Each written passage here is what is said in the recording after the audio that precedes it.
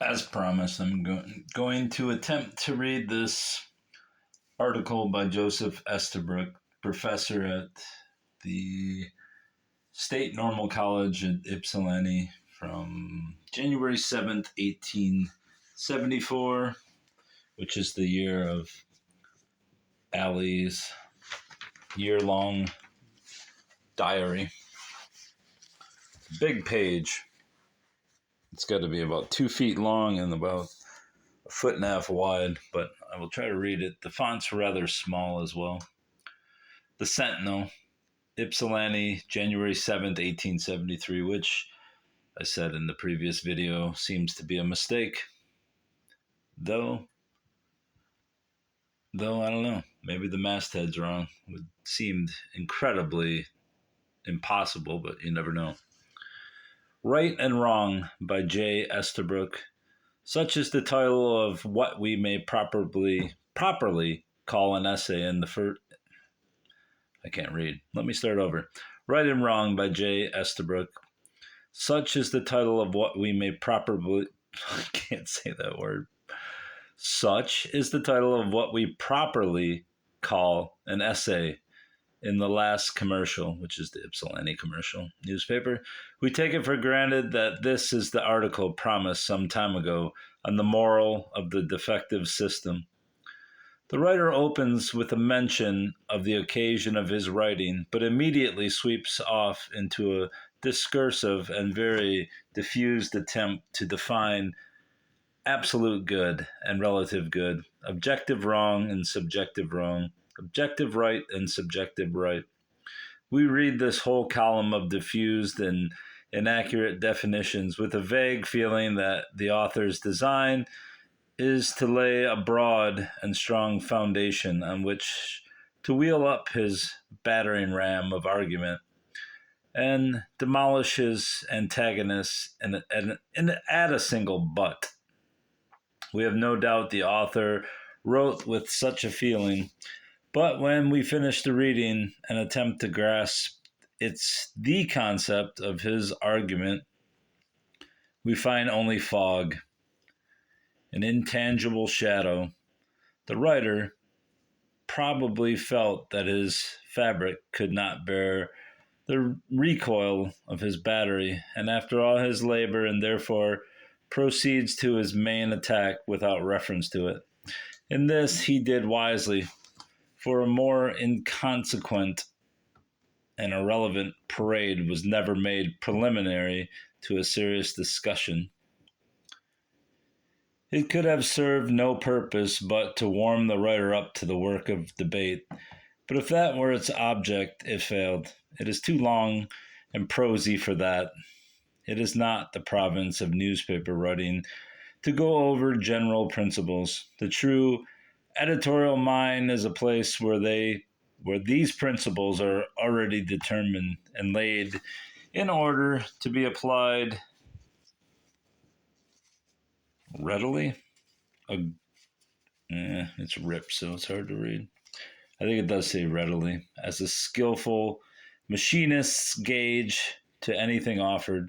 An action is performed in 1 hour and forgotten or shoved aside the next, but public opinion must be passed upon it in the intermediate moments, and the editor must do it. He cannot stop to rummage for principles, or before he can decide his cast is out of court, he must be ready to pronounce the verdicts at the moment on the case as it stands. This is what the editor of the Citizen did in the Clark and Grant case, and his verdict is sustained by a very large part of the community, irrespective of temperance opinion.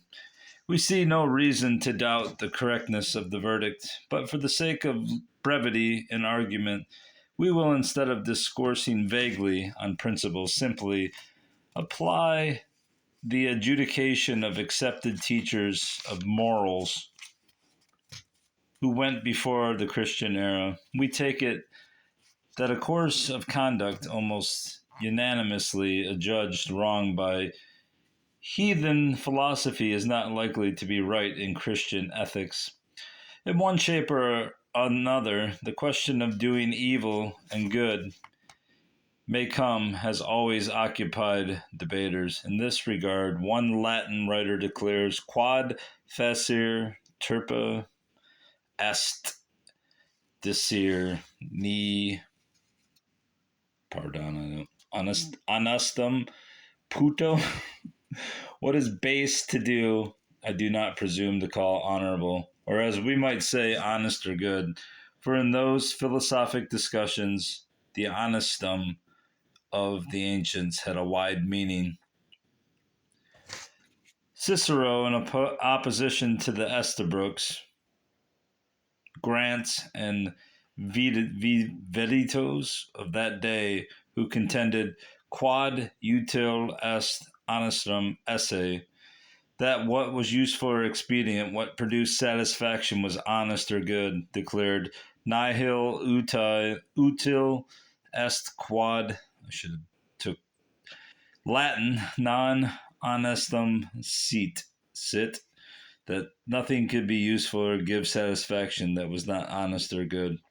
What examine the former? If I am attacked by robbers and compelled to swear that I will not betray them to save my life, shall I not break my oath to relieve the country of such a pest? No, answered the latter. What the imminent danger compelled you to swear, a regard for the inviolability of oath should impel you to perform. A robbery has been committed. There are our centurions, soldiery, and all of the officers of justice to ferret out the robbers and remove the evil. But where is the power to remove the evil of a total loss of confidence between man and man that would follow the assurance that even oaths were not inviolate? That the latter met the popular sentiment is proved by a familiar example. What praises have we not heard of that noble Roman who kept his word with the Carthaginians and returned a captive to be tortured, when he might have remained at Rome a free man?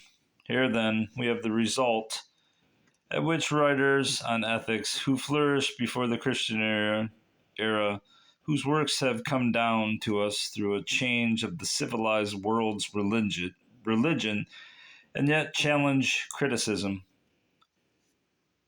arrived at, and we proceed to apply it to the questions in hand. I still don't know what he's talking about. I guess he's talking about temperance, but since we don't have the article that he's referencing, it's kind of hard to follow what he's talking about here. Mr. Grant comes to an orderly public house in the character of a guest who requires the treatment and hospitality due him as such. His appearance is calculated to deceive, and his pretenses of business are all designed to complete the deception. He is, for the time, a hypocrite in aspect and a liar in speech. The ultimate object of the act, the good, as the professor would call it, is not to punish a breach of law already committed, but to procure a breach for which the unsuspecting host may be convicted. But is that to stop more breaches of the law? Not at all. The same act will be committed all over the state. It can only work a conviction of one man for the single offense, or as many times as he may be led into transgression before the cheat is exposed. And for this, the laws of hospitality are violated. Uprightness and sincerity are cast aside. The truth is trampled upon, and falsehood is placed upon the pedestal from which rectitude has been thrown. The same conduct, repeated in other directions and made common, would soon destroy all confidence between man and man. It scatters universal suspicion and distrust. Before an era of temperance could be introduced by this means, every man's hand... As a box just tipped over, every man's hand would be against every other man, and each individual would suspect a spy in his neighbor. We do not speak extravagantly when we say the unanimous sentiment of mankind brands this conduct as detestable. The Bedouin of the desert will not betray the enemy, even that has shared his salt with him. So far as being consistent with a high morality and a lofty Christian character, Mr. Grant's conduct is alike condemned by the refined ethics of pagan philosophers and abhorrent to the untutored sentiment of barbarians. In the well, this guy is not holding anything back. In the conduct of savage tribes alone, whose natures are scarcely elevated above the brute, it finds a feeble initiation. And must we say then that the moral standard of Christianity is lower than that of civilized paganism? Most assuredly, we must, if we allow that Professor Estabrook can prove the position he has chosen to take on this question. All right, so this isn't written by Estabrook. They're critiquing Estabrook, must have written in the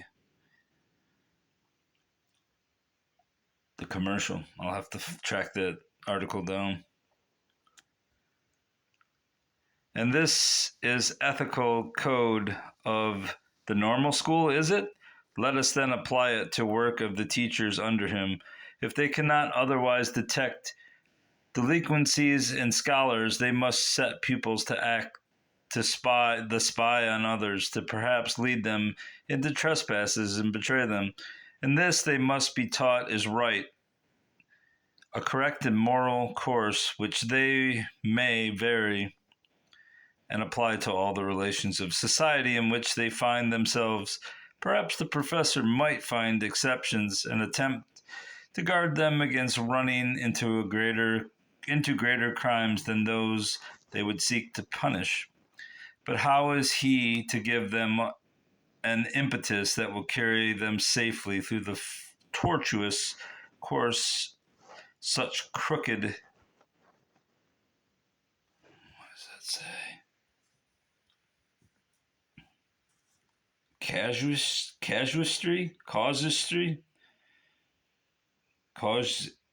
Maybe it's causality, but it looks like casuistry. I can't decipher it. They will be sure to go astray. They will be misled by zeal, by prejudice and passion. Though this article is long, we will digress now to ask why the professor's argument will not work in favor of the men who advocate license. There are, to be sure, other arguments and other lines of argument in the license question, but it really seems to us, that the professor's position on the moral question of doing evil that good may come in the way of suppressing the liquor traffic.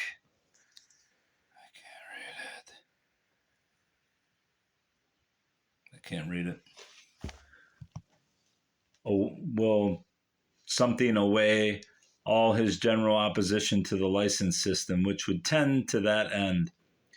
Restricted, licensed, regulated sale is surely a less evil than the unlimited traffic. And why is it not consistent with high morals to take the least of two evils in this way, as well as in that which the professor defends? It certainly has the merit of candor. It involves no hypocrisy or falsehood, and it violates no confidence. Sorry for that painful rendering, but as you can see, the text is rather small. And I would like to figure out what this says, but I just can't read it. Effectually? The liquor traffic effectually cuts away all his general opposition. Perhaps that's what it says, I don't know. But I will not torture you any further with this reading.